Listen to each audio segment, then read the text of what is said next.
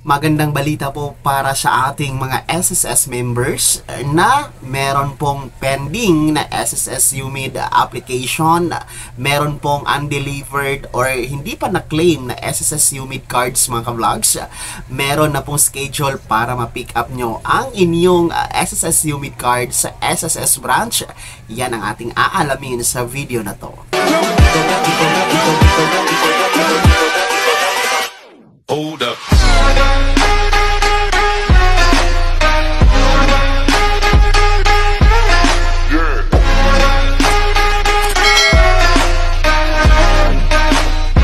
Hello mga ka-vlogs! Saan ka mang dako sa mundo? Welcome dito sa aking YouTube channel. And kung bago ka pa lang dito and nais mo mga informative content na andito po sa aking YouTube channel, ay maaari nyo pong i-click ang ating subscribe button pagkatapos mong mapanood ang video na to. And hello sa ating team Facebook. Kung sa Facebook po kayo nakapanood ng video na to, ayan, welcome po mga ka-vlogs. Paki-follow naman po sa ating official Facebook page. So ito na nga mga ka-vlogs, magandang balita po para sa ating mga SSS members, lalong-lalo na yung may mga pending na SSS UMID application. Meron po mga hindi pa na-delivered na kanilang UMID cards or hindi pa po na-claim na mga SSS UMID cards mga ka-vlogs dahil naglabas na po ng anunsyo ang SSS hinggil nga po sa schedule sa pag-pick up ng inyong nakabinbin or hindi pa na-claim, hindi na-delivered na SSS UMID cards. Magandang balita ito para sa mga ka-vlogs natin dyan na medyo matagal-tagal na or napakatagal na talaga na nag-aantay na dumating, makuha, ma-deliver ang kanilang SSS UMID mga ka-vlogs. Kasi alam naman natin mga ka-vlogs, no, sa panahon ngayon, as of now, na October 2023, ay pahirapan ang pagkuha ng valid ID, pahirapan ang pag-apply ng valid ID dito sa Pilipinas dahil nga po sa sunod-sunod na suspension, mga suspended na aplikasyon, no? Kagaya po ng SSS UMID card, ayan, suspended pa po yan as of now. Ang postal ID, suspended pa rin po as of now. Ang national ID naman natin, napakatagal dumating, hindi pa dumadating mga ka-vlogs, napakabagal usad pagong na pag-deliver, pag-proseso ng ating national ID. So, ang iba naman pong primary or secondary ID gaya ng PhilHealth ID, hindi naman po siya tinatanggap sa mga major transactions gaya ng DFA or passport application sa DFA mga ka-vlogs. So, itong mga hindi na-claim, hindi na-delivered, no, na SSS UMID cards, napakalaking tulong nito, lalong-lalo na sa ating mga vlogs dyan na gagamitin for job application.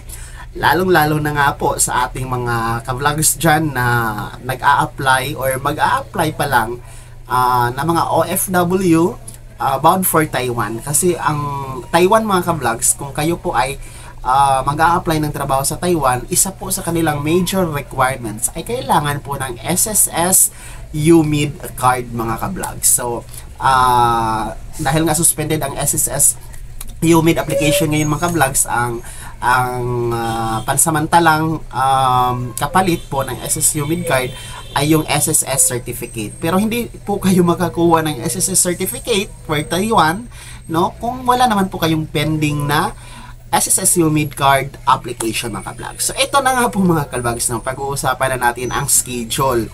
So ang schedule po ng pag-pick up ng inyong undelivered, no, hindi na delivered, hindi na claim, mga pending UMID application mga ka-vlogs ay magsisimula na po ngayon mga ka-vlogs. Actually, nag-start na po siya 2 days ago and magtatapos po siya, no, ng December 29, 2023. Friday po yan mga ka-vlogs, bago mag New Year, no, bago mag holiday season, no, magtapos ang 2023.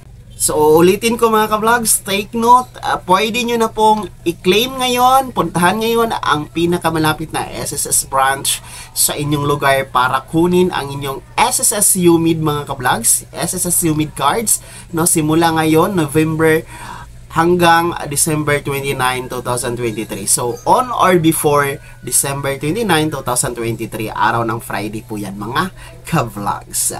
Pero mga ka-vlogs, take note, meron tayong pero, no? Meron tayong note, kumbaga. Ang pwede lang po na maka-claim or ang available lang po na SSS UMID card na pwedeng ma-claim sa SSS branch ngayon mga ka-vlogs ay yung may aplikasyon, yung mga nag-apply ng SSS UMID card simula noong August 2017 hanggang December 2020. So kung kayo po ay nag-apply, nag-file ng application sa SSS UMID card from August 2017 to December 2020 at hindi pa dumating ang inyong SSS UMID mga ka-vlogs, heto po, ito na ang inyong pagkakataon kasi pwede na po, available na po na ma-claim ang inyong SSS UMID sa pinakamalapit na SSS branch kung saan po kayo nag-file ng inyong SSS UMID mga ka-vlogs. So hindi po pwede na mag-claim kayo ng inyong SSS UMID card sa ibang branch kung saan hindi naman kayo doon nag-apply mga ka-vlogs. So kung saan po kayo nag-file ng aplikasyon ng SSS UMID ay doon po kayo dapat mag-claim ng UMID card mga ka-vlogs. Sa mga nagtatanong kung pwede ba ngayon or available na ba, hindi na ba suspended ang SSS UMID application? As of now, no, October 17, 2023 ay suspended pa rin po, no? Still suspended ang application ni SSS UMID mga ka-vlog. So ang binabanggit ko ngayon or yung tinatalakay po natin ngayon ay mga pending application simula noong August 17, 2017 hanggang December 2020 mga ka-vlog. So sa mga nagbabalak dyan na kumuha ng SSS UMID ngayon, ay wag muna kayong pumunta sa SSS mga ka-vlogs kasi masasayang ang pamasahe niyo, masasayang ang oras niyo, traffic pa naman. Ayan, kasi suspended pa po. So, ayan, ang pinaka-update ngayon sa SSS mga ka-vlogs. Sana'y naging gabay ang video na to and kahit papano ay nabigyan ko po kayo ng konting idea. Kung hindi ka pa nakasubscribe sa aking YouTube channel, ay maaari mo na pong i-click ang ating subscribe button na nasa baba. Huwag mong kaligtaan na i-turn on ang notification bell. Ilagay mo sa all para updated ka sa mga bagong videos na i-upload ko. And maaari mo rin i-like ang video na to. Kung meron ka pang mga katanungan, ay maaari nyo pong i-komento sa comment section na nasa baba. And you can follow me sa aking official Facebook page na nasa screen nyo. Muli po, ito si Daniel Timpawa na nagsasabing kung tunay kang kaibigan, please, pautang naman dyan. Bye-bye!